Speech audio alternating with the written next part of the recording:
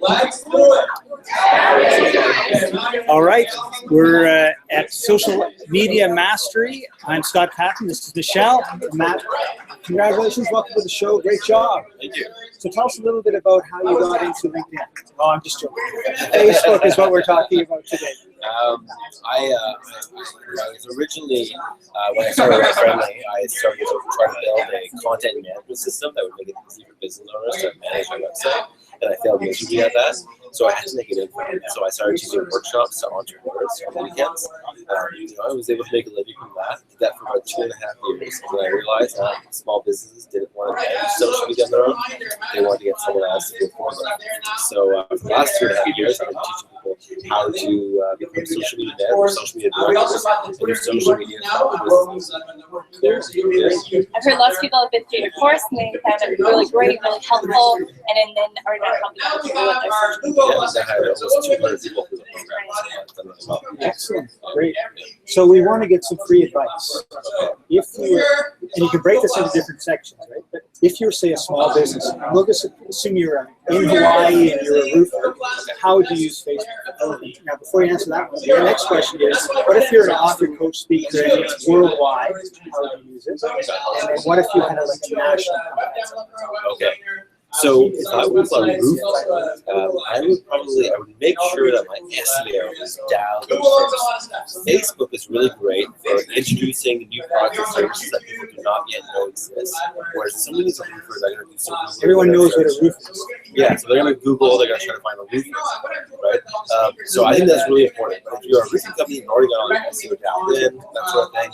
Now you want to get the social media. It's really important to tell your story, or to tell a story that people connect with.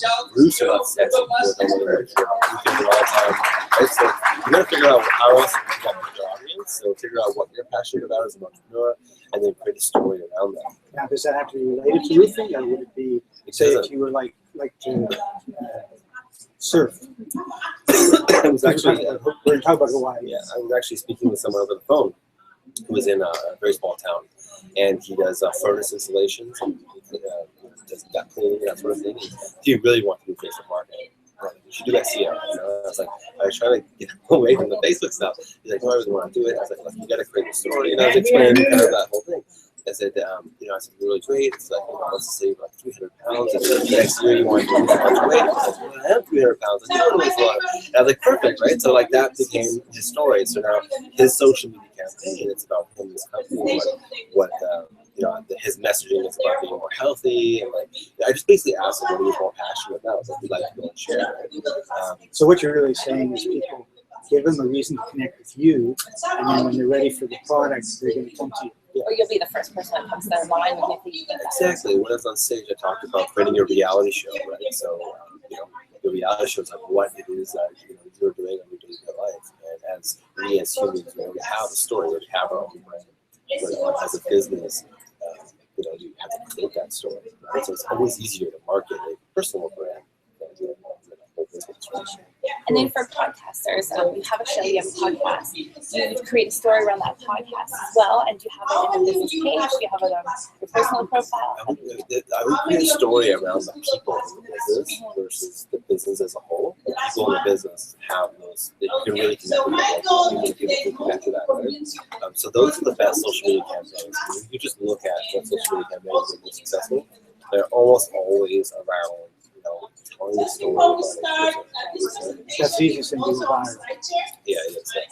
So if you're national or international market, same. It's even easier. Yeah, it's easier. The whole world is a playing field. I mean, even when we're looking at Facebook ads, right? It's a fraction of the cost to market internationally. And with a large audience, it's much less expensive than if you go really local. Right? So it's much easier that way. You can do more like webinars, Google Hangouts like this, right? So would you recommend, so let's just talk local and then talk national and international. Would you recommend Google AdWords over Facebook ads? Only when people know the product exists, Google AdWords for sure. People don't know if the product exists, then Facebook for sure. The other thing to look at it too, like you're only an audience that you want to have engaged with, that we can later monetize that audience with advertising or promotional partners, whatever it is. Right? So it's not just about the size of your network, it's that they're actually engaged. So if you have a business page, what would you put on your business page? Okay, so let's say George, he's a surfer in Hawaii, does a roofing company, and so he does all that stuff on his own page. Does he have a business page? What sort of stuff does he put on his business page? So you have to decide what story that you want to tell. So it's a surfing story. Yeah, so it would have to be a bit more specific. Let's say we were going to make a movie about surfing. Like, what's going to happen in that story? What's he trying to accomplish?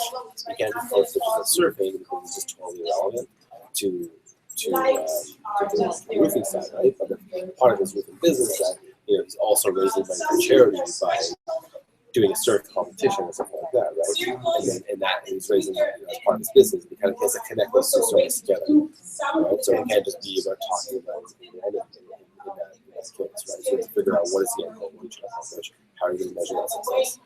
Aligning with the Yeah, or just having a goal in your campaigns. So at the end of the day, you can say, you can look at 3 months, 6 months, a year, and say, give you a call with your goals or not. You're just kind of posting your goals. But you never know.